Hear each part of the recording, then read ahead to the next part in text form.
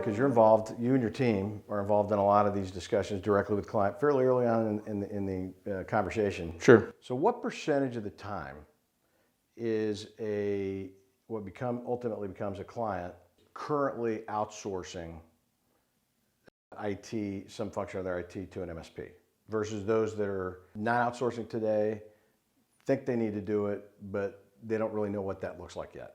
I'd probably say 75 to 25. 75% of the clients are transitioning from another MSP or from another outsourced type of technology support, maybe not managed services. Maybe they've been consuming something like in a consulting model or like a block of time, or paying a contractor by the hour to support their PCs, things like that. And does the conversation look different depending upon whether they currently are outsourcing versus those that are not? For sure, because the organizations that are currently insourcing and considering outsourcing have thought through all those strategic components that you and I were just talking about. They've thought through, okay, does it make sense to have this salary on board? Are we getting what we need out of this resource? Is our bench deep enough?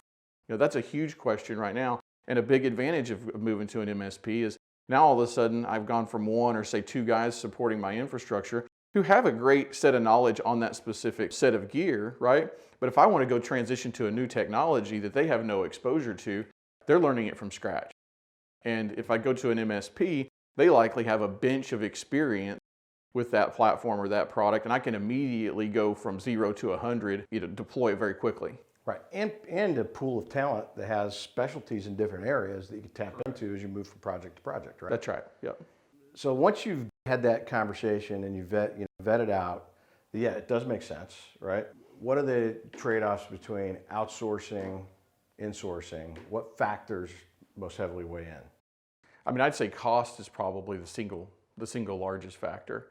Obviously, through an MSP and an asset-based subscription model, I'm paying per desktop, per laptop, per switch, per wireless access point, per server. Those types of models scale out very well when you're talking about that type of approach in comparison to staffing bodies.